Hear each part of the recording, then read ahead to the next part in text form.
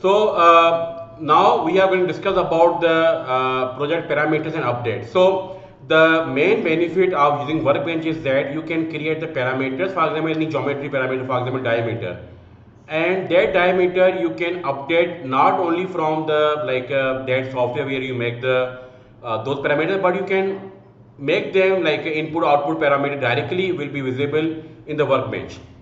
So for example here you can see that we have the update project option. So everything will be updated in each and every software. Okay. So for example here, if I open the file,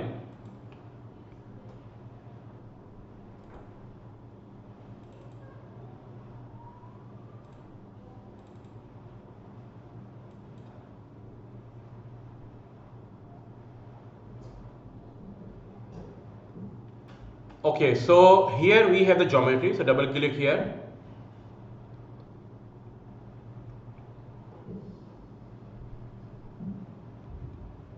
And let's say the cylinder, I am going to make my length as a parameter. So click on the option here.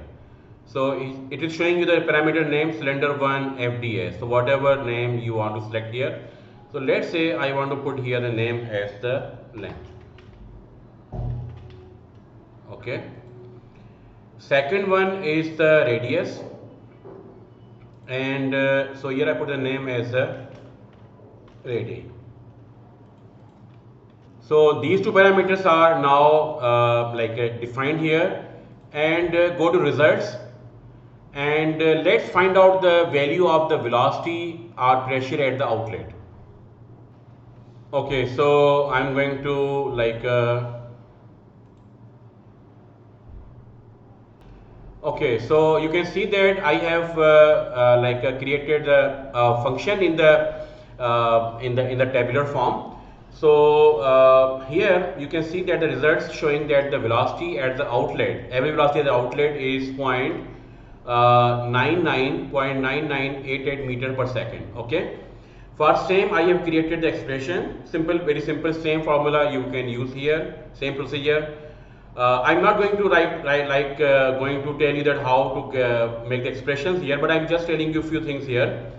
So what I did is that I right click here, and what I did is that I made that as the workbench output parameter. Okay, so right click here and use as a workbench in output parameter. Okay.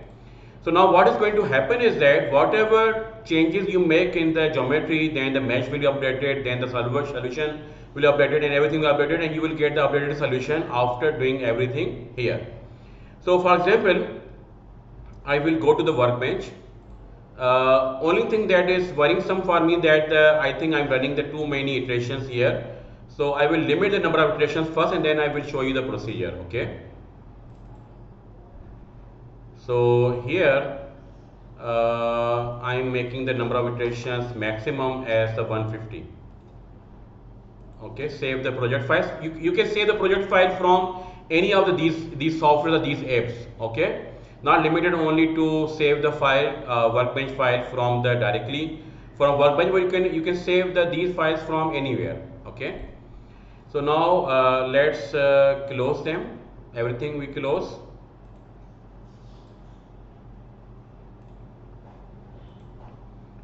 Okay, now double click on the parameter list. You can see that we have the input parameter, that is the length and the radius, and then we have the output parameter, that is we put the name as ABC, but you can put any meaningful name. For example, the velocity at the outlet or every velocity at the outlet. Okay, and you will see the all parameters here, and then you can be able to create the second list of the parameters. For example, here. Okay. So let's say I put the value as 0.5 and 40. Okay. So DP1 now will be the second design point. Okay. The data retained, yes, I want to retain the data. So everything is now over here. Okay. So now we have the two parameters. One is on the radius 1, second radius 0.5. So simply click on the update all design points. Okay. And here you will see the progress. You can see that now it is updating the solution component in the CFX for design point number 0. So just wait for it, and once it's completed, it will show you the output, and then it will go to second design point 1, and also it will be doing the same thing. It will change the geometry, then it will update the mesh, change the CFX pre, the only change will be the mesh file with the new geometry, and then it will take it to the solver, and then finally to CFD post, where you will get the output parameter. This should be changed after the geometry change. Okay, now you can see that it is updating the solution in design point 1, this one.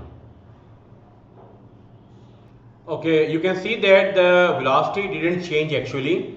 It's a very interesting thing, in fact. So now let's go to the project, and so you can see that after solving the case, now it's only single case, but we ran it for the two cases, for two geometries. All right.